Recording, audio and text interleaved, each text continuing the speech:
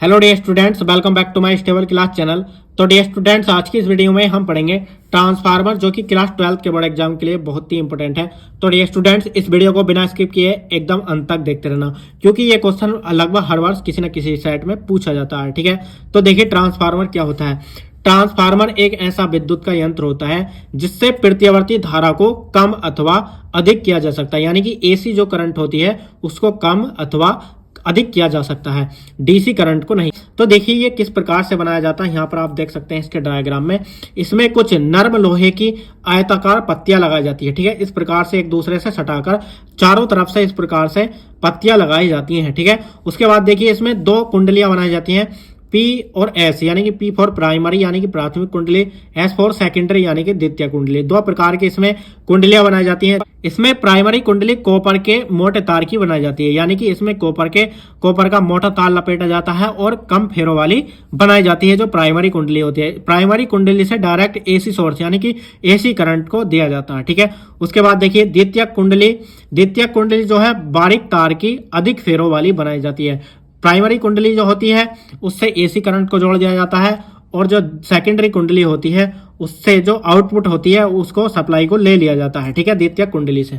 उसके बाद देखिए थ्योरी इसकी किस प्रकार से लिखेंगे। ट्रांसफार्मर इस प्रकार से हेडिंग लिखेंगे और इसमें आगे लिखेंगे ट्रांसफार्मर एक ऐसा विद्युत यंत्र है, यानी कि जो ट्रांसफार्मर होता है वो एक ऐसा विद्युत का यंत्र होता है जिससे प्रत्यावर्ती धारा के विभव को कम अथवा अधिक किया जाता है, यानी कि जो प्रत्यावर्ती धारा यानी कि एसी करंट जो होता है उसको कम अथवा अधिक किया जाता है, यानी कि प्रत्यावर्ती धारा के विभव को कम अथवा अधिक किया जाता है। ठीक है, ट्रांसफार्मर केवल प्रत्यावर्ती धारा के विभव को ही परिवर्तित करने के काम में आता है, यानी कि जो ट्रांसफार्मर होता है वो केवल प्रत्यावर्ती धारा यानी कि एसी के करंट को कम अथवा अधिक करने के लिए यूज होता है, यानी कि काम में आता है। ये बैटरी के करंट यानी कि जो डीसी करंट होता है उसके काम में नहीं आता। ठीक है, आगे लिखेंगे दिष्ट धारा को नहीं, यानी कि जो दिष्ट धारा होती है बैटरी का करंट होता है उसको कम अथवा अधिक करने के लिए इसका प्रयोग नहीं किया जाता है। ठीक है, तो इसमें यही लिखना है कि ट्रांसफार्मर एक ऐसा विद्युत यंत्र है जिससे प्रत्यावर्ती धारा के विभव को कम अथवा अधिक किया जाता है।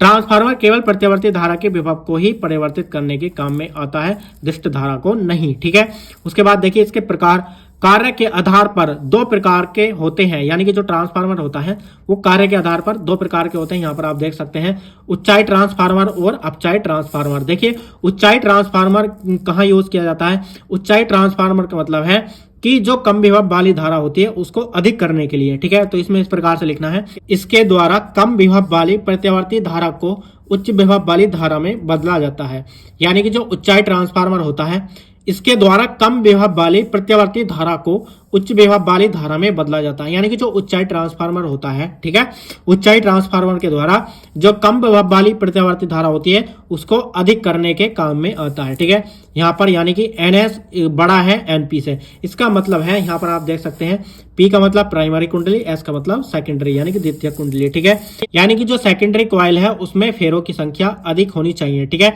यानी कि जो यहाँ पर आप देख सकते हैं जो द्वितीय कुंडली है उसमें फेरों की संख्या अधिक होनी चाहिए उच्चाई ट्रांसफार्मर के लिए। ठीक है, यानी कि एनपी का मान कम होना चाहिए, यानी कि जो प्राइमरी कुंडली है उसमें तार के फेरों की संख्या कम होनी चाहिए। ठीक है, और द्वितीय कुंडली में तार के फेरों की संख्या अधिक होनी चाहिए। ये उच्चाई ट्रांसफार्मर की कंडीशन है। ठीक है, उसके बाद देखिए अपचाई ट्रांसफार्मर, यानी कि जो अपचाई ट्रांसफार्मर होता है इसका बिल्कुल उच्चाई का उल्टा होता है। अपचाई यानी कि कम करने के लिए, यानी कि जो इसके द्वारा उच्च विभव वाली जो धारा होती है प्रत्यावर्ती धारा होती है उसको कम करने के लिए अपचाई ट्रांसफार्मर का यूज किया जाता है। ठीक है, देखिए यहाँ पर आप देख सकते हैं इसके द्वारा उच्च विभव वाली प्रत्यावर्ती धारा को कम विभव वाली धारा में बदला जाता है, यानी कि जो उच्च विभव वाली धारा होती है उसको कम करने के काम में आता है अपचाई ट्रांसफार्मर। ठीक है, तो उसके बाद यहाँ पर देख सकते हैं जो प्राइमरी कुंडली में तार के फेरों की जो संख्या होनी चाहिए वो अधिक होनी चाहिए, यानी कि यहाँ पर आप देख सकते हैं प्राथमिक कुंडली में तार के फेरों की संख्या अधिक होनी चाहिए द्वितीय कुंडली की अपेक्षा। ठीक है,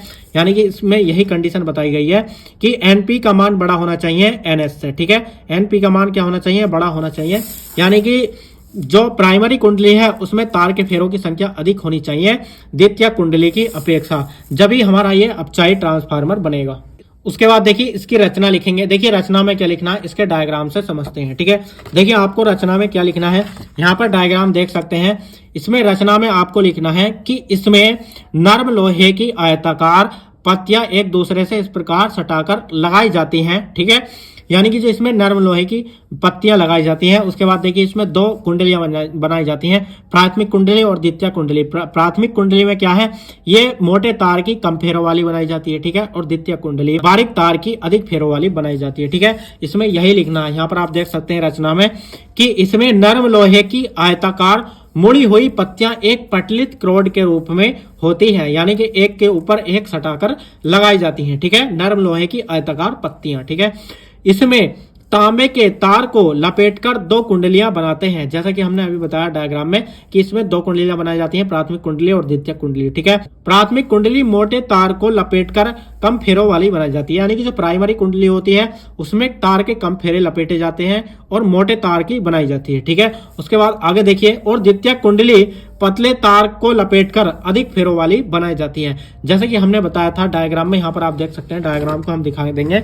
जो द्वितीय कुंडली होती है वो बारीक तार की अधिक फेरों वाली बनाई जाती है। ठीक है, देखिए उसके बाद तथा प्राथमिक कुंडली में प्रत्यावर्ती बोल्टता से जोड़ दिया जाता है। ठीक है, यानी कि जो प्राथमिक कुंडली होती है, प्राइमरी कुंडली, उसको एसी सोर्स से जोड़ दिया जाता है। यहाँ पर आप देख सकते हैं, यहाँ से इसको प्राइमरी कुंडली को एसी सोर्स से जोड़ दिया गया है। ठीक है, तो उसके बाद देखिए इसकी कार्यविधि। देखिए कार्यविधि में क्या लिखना है, देखिए कार्यविधि में देखिए जैसा कि हमने फैराडे का नियम बताया था, फैराडे के नियम से कुछ इस प्रकार से लिख सकते हैं, उसकी थ्योरी लिख सकते हैं कुछ। देखिए प्राथमिक कुंडली में देखिए हम विद्युत वाहक बल निकालेंगे, इसको डायरेक्ट लिखेंगे इस प्रकार से।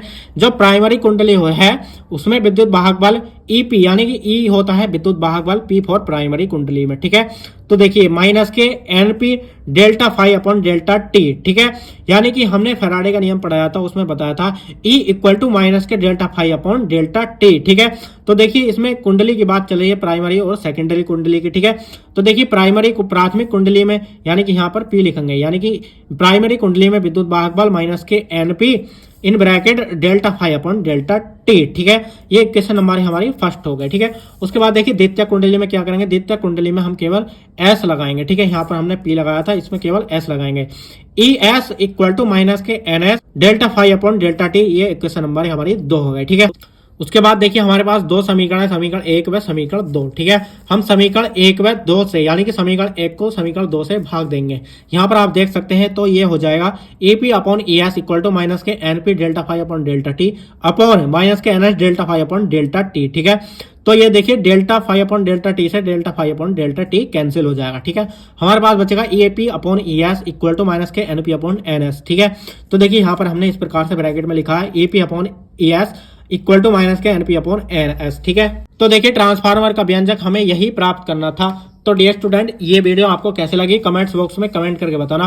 वीडियो अच्छी लगी हो तो लाइक कर देना और चैनल को सब्सक्राइब करके बेल आइकन को भी प्रेस कर देना, जिससे कि नेक्स्ट वीडियो को नोटिफिकेशन सबसे पहले मिल सके। तो चलिए मिलते हैं नेक्स्ट वीडियो में नेक्स्ट टॉपिक के साथ, तब तक के लिए जय हिंद, वंदे मातरम।